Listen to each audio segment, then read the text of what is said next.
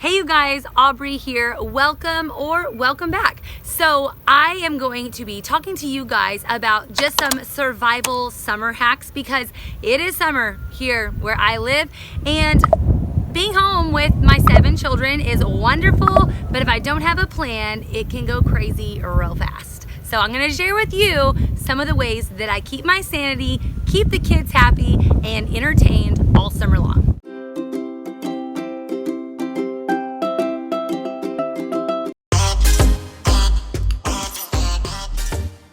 So for me, one of the best starting places is to have some form of visual like command central. One place where I can go to that has all of the things that I need to remember, all of the organizational type of things. And I absolutely love this free printable Jordan page. It's amazing. She has a whole video all just about the block system. But what I love about it is that you are able to tailor it to your lifestyle, your day, your stage of kids, and all of that. And so I started there. I just started with the overall plan of the day with the block system.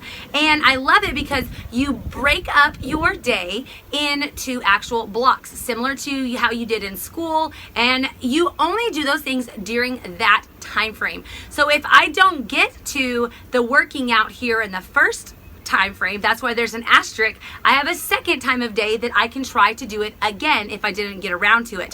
Now, if we did not get to a certain chore or a certain activity, sometimes we just skip it altogether. If that time frame goes on, then we just kind of missed it for the day and we just moved right along. And so I never feel like the anxiety of like getting behind, because I'm like, well, you know, we're just in a different block, so my focus is going to be somewhere different now. And I really love it because I am really tempted by like visual clutter. When I see something that needs to be done, I have this overwhelming urge to like do it right away. But this block system helps me know right now it is morning work. I'm working with the kids, I'm playing with the kids, I'm doing board games, and yes, there's a pile of dishes, but that comes during my afternoon block. So I know there's a time coming where I'm going to able to get to that task, but now is not the time. So it really keeps me focused, and I know it is not just me, but I will go through the whole house and I will look busy all day, and at the end of the day it looks like I did nothing. It's because I halfway did everything because I kept getting distracted with something else.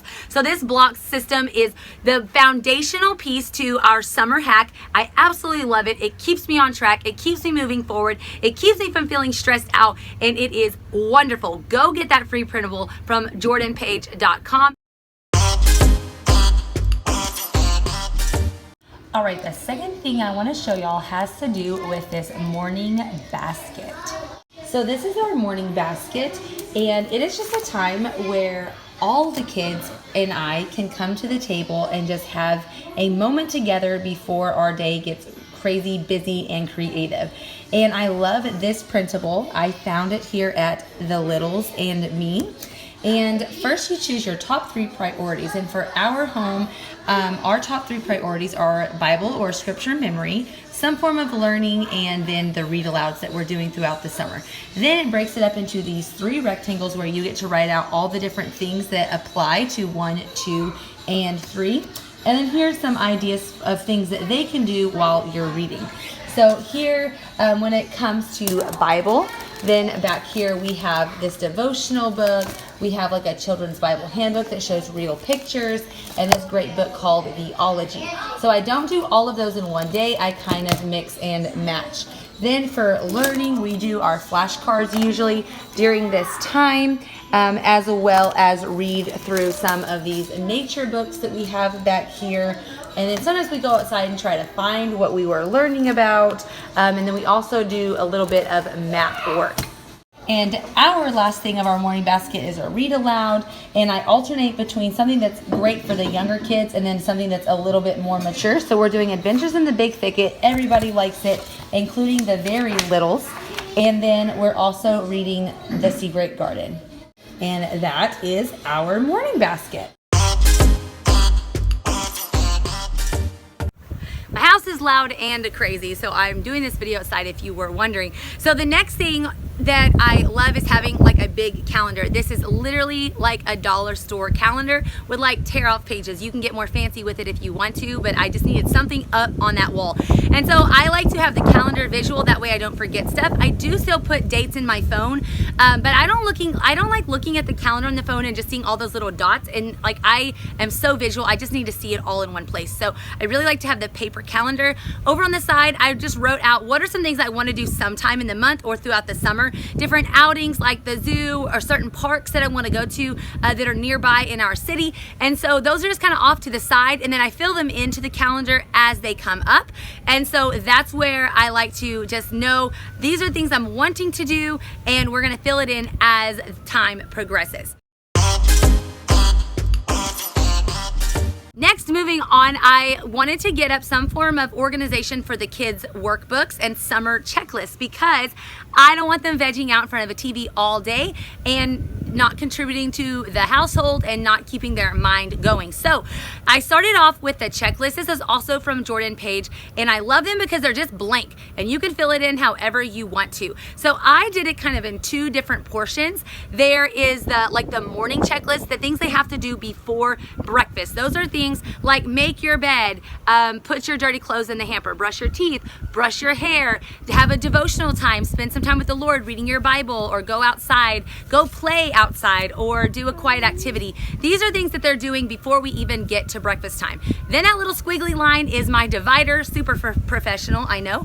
And then I have what's called a zone, and this is I gave each big kid one area of the house that they are responsible to clean for the entire summer, because I want them to get really good at that one task. I don't want to change it up every day or change it up every week where I'm having to constantly reteach or teach something new or train in a new way, and then they're halfway doing it or not really doing it. So I just gave them a zone, and then in each zone, I then made a checklist on the wall of things that they need to make sure they're doing. I broke it up into 2 days because things like unloading the dishwasher does need to be done every day at our house, but things like taking out the trash in the bathroom needs to be done maybe every other day. So they can just look at maybe list 1 or list 2 and do everything for that day.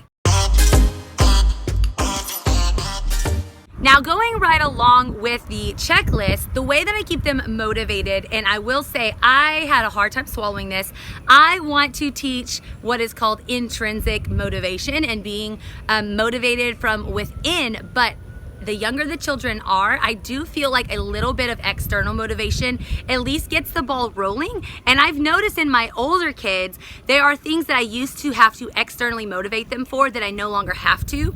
But there are now new things that I'm wanting them to instill and become a habit that they don't quite fight as hard against if I give them some form of external motivation. So I think both can play a role in parenting. Yes, we want to teach intrinsic motivation. Like, I don't clean the house because I get paid for it. I clean the house because I enjoy living in a clean house. And so that is my internal reward. But as we are teaching and training that intrinsic motivation, a little bit of external motivation doesn't hurt. So what we do with the checklist is if they complete it every day, they get an asterisk on the back of it, just with a Sharpie marker. You can erase it with a dry erase at the end of each week. If they get to the end of the week and they go through Monday through Saturday and they've completed their checklist the whole week, then we have what we call the treasure basket, and they love it. It's literally just a basket full of activities, sticker books, crafty kind of things, Play-Doh, bubbles, a lot of stuff that I got at the Target dollar spot, a thrift store, a yard sale, the Dollar Tree, something very low cost. And at the end of each week, Sunday after church is what our family has chosen. If they completed their checklist all week long, then they get to choose one thing out of the treasure basket. Now, one thing I do recommend is don't put stuff in there that you don't want them to, if you don't want it in your house, don't put it in the treasure basket. I really like consumable things that get used up and thrown away, like I was mentioning with the stickers. I also wanted something, if I want to foster their mind and their creativity, then I put things in the treasure box that foster those things. So the Play-Doh, or there's some teach you how to draw books, there's some craft supplies. So that is going to then turn over into the next week, and it's going to be even easier for them to find creative things to do because they earned it the week before. So the treasure basket really works out in a lot of positive ways. So So in order to keep their brains going throughout the summer, I did also create a little summer workbook. Now, I do have kind of a fancy like workbook maker these days, but before I had one of those machines, I just did it in a regular like 3-pronged folder. You can totally do that. I just have a math page per day, a grammar per day, and then they do 20 minutes of reading per day. So that's like their table work, and many of my kids choose to do this in the morning time, but we do have a designated time in that block schedule. They can do it a little bit later. A lot of them like to get it done earlier so they can play and just be creative during the baby's naps. But I love this because I'm not instructing them in anything new. I don't really want to use the summer to try to teach a lot of new stuff. I just want them to retain what they just learned. So we just do a page of math, a page of grammar, and 20 minutes of reading a day, and this really helps keep their brains going and keeps them in the routine of doing daily work. That way when we get to school back in the fall, it's not like this, I have to like use my brain again. It just really helps keep the rhythm and makes them know that like learning is just part of life, whether you're on vacation or break or not. Another one of my favorite things that I do in the summer is called the Boredom Buster jar. Because how many times have you heard your kids say, "I'm bored," and I just can't stand it. So when my kids say they are bored, they may go choose out of the Boredom Buster jar. And I also found a free printable to this. I did not make up these ideas, but I love them. So I cut up the strips, we put them in a jar, and what they do is I actually do allow my kids to putbacks. That means if they pull out the first one and they hate it, they can put it back. If they pull out the second one and they hate it, they can put it back. But on the third one, they have to choose one of those 3 or they go straight to doing an extra chore. So that is my way to keep them from telling me they're bored all summer long. It also takes the responsibility off me. I tell them time and time again, it is not my job to entertain you.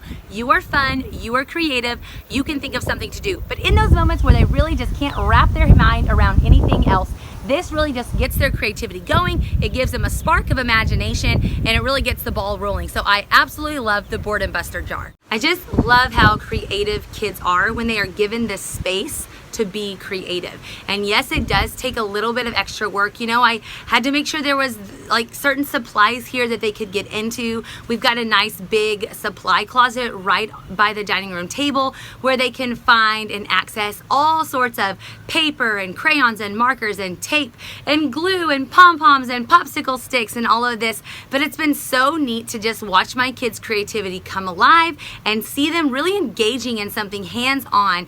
Yes, we still watch TV, we still have screen time, my kids still like to play the Wii, but it's not the first thing that they're always going to. And I think that if you provide the space and you provide the supplies, that kids will flourish in that. I think they want to be creative, they just have to get that spark going. And then once it's going, they're like unstoppable.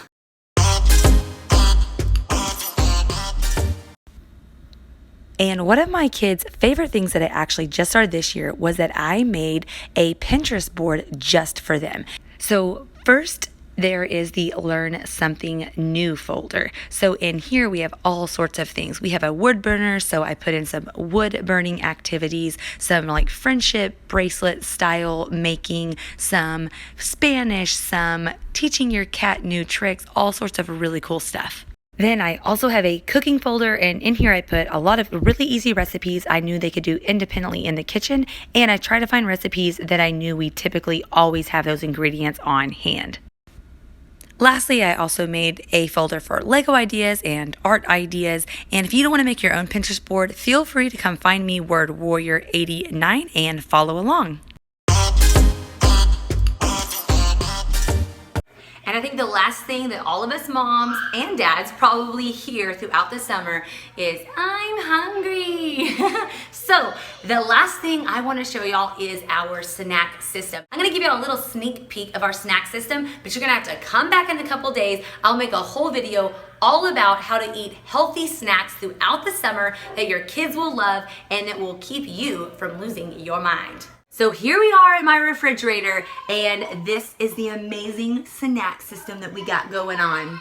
We've got simple meal plans, we've got snack lists, and we've got recipe cards. Now, for more information about these healthy snacks, come on back next time. So there you have it for today. Those are my summer sanity saving tips, because I know you want to keep your sanity, you want to enjoy your family, and you want to have a great time this summer. I really hoped it helped. Let me know in the comments if there's anything extra you do that I could incorporate to make this the best summer yet. I will see y'all next time, but until then, have a blessed day.